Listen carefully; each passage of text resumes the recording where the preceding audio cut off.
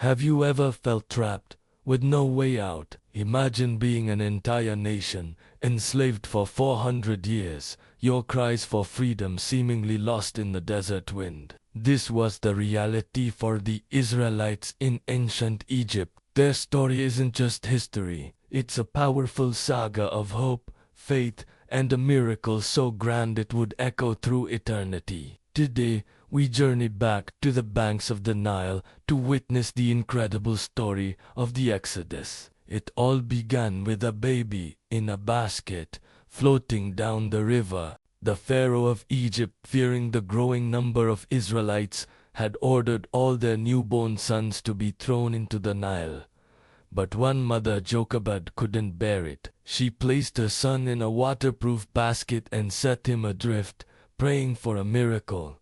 And a miracle she received. The baby was found by none other than Pharaoh's own daughter, who felt compassion and decided to raise him as her own. She named him Moses, which means to draw out, because she drew him out of the water. Moses grew up in the lap of luxury, a prince of Egypt, completely unaware of his true heritage. He had the finest education, the best clothes, and all the power that came with his position.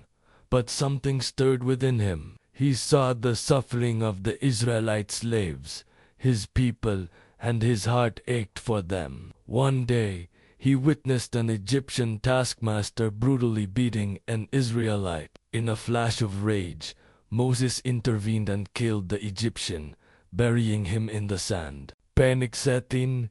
Moses knew his secret was out. Fearing for his life, he fled Egypt, leaving behind his life as a prince and becoming a fugitive in the vast, unforgiving desert of Midian. For 40 years, Moses lived as a simple shepherd. He married a woman named Zipporah and had a family. The prince of Egypt was gone, replaced by a humble man tending his father-in-law's flock. He likely thought his old life was over, that his destiny was to live and die in obscurity. But destiny had other plans. One day, while tending his sheep near Mount Horeb, Moses saw something extraordinary. A bush was on fire, but it wasn't burning up. The flames danced and flickered, yet the leaves remained green. As he drew closer to investigate this strange sight, a voice called out to him from the heart of the fire. It was the voice of God. God told Moses that he had heard the cries of his people in Egypt and had chosen Moses to be their deliverer. Moses was terrified and full of doubt. Who am I to go to Pharaoh and bring the Israelites out of Egypt? He asked. He made excuse after excuse. He wasn't a good speaker. The people wouldn't believe him. Pharaoh would never listen. But for every doubt Moses had, God had an answer. He gave Moses miraculous signs to perform and promised to be with him every step of the way. He even appointed Moses' own brother, Aaron, to be his spokesman. Reluctantly, Moses agreed. He returned to Egypt, a shepherd armed with a staff and a divine mission. Together, Moses and Aaron went before the most powerful man in the world, Pharaoh. They delivered God's message, "Let my people go." Pharaoh's response was a resounding no. Not only did he refuse, but he also made the slaves work even harder. It seemed like a hopeless situation. But this was just the beginning of a divine showdown. God unleashed a series of 10 devastating plagues upon Egypt.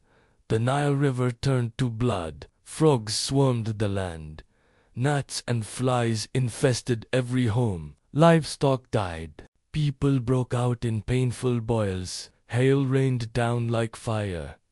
Locusts devoured every green thing. A thick darkness covered the land for 3 days, a darkness so profound it could be felt.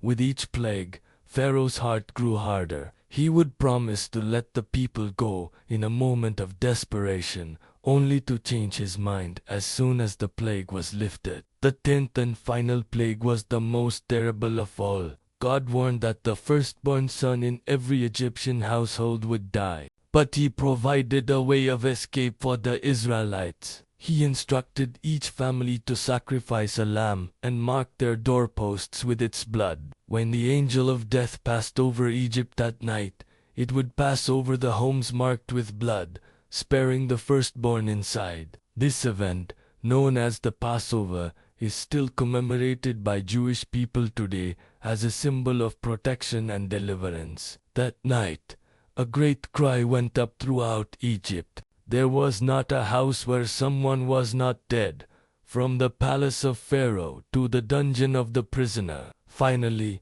broken by grief, Pharaoh summoned Moses and Aaron in the middle of the night.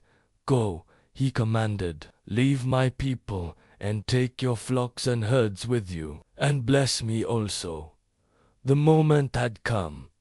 After 430 years of bondage, the Israelites were free. They left in such a hurry that they didn't even have time for their bread to rise, taking unleavened dough with them. An entire nation, over 600,000 men plus women and children, walked out of Egypt, guided by a pillar of cloud by day and a pillar of fire by night. Freedom tasted sweet, but their journey was far from over. Their joy was short-lived. Once the initial shock wore off, Pharaoh's grief turned to rage. "What have we done?" he roared.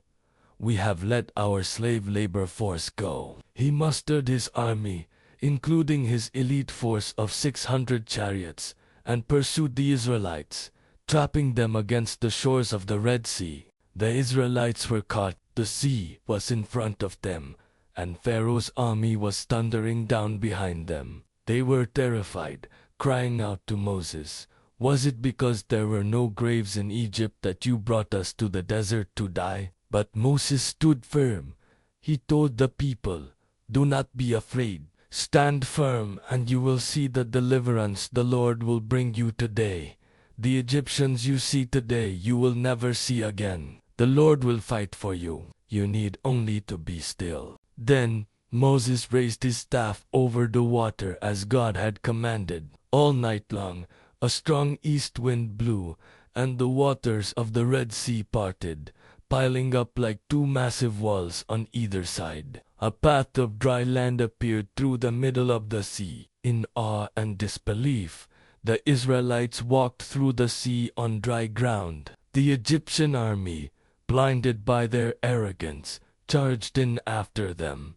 They were in the middle of the seabed when God told Moses to stretch out his hand over the sea again. The walls of water collapsed. The entire Egyptian army, their chariots, their horsemen, their pride was swallowed by the sea. Not a single one survived. When the Israelites looked back, they saw the bodies of their former masters washed up on the shore. They were truly, finally, free. Their journey through the wilderness was just beginning, a 40-year odyssey of learning to trust the God who had so powerfully rescued them. It was a journey filled with challenges, hunger, thirst, and rebellion, but also with miracles, like manna from heaven and water from a rock. At Mount Sinai, Moses would receive the 10 Commandments, the moral and spiritual foundation for their new nation. The story of the Exodus is more than just a historical account. It's a timeless testament to the power of faith against impossible odds. It's a reminder that even in our darkest moments,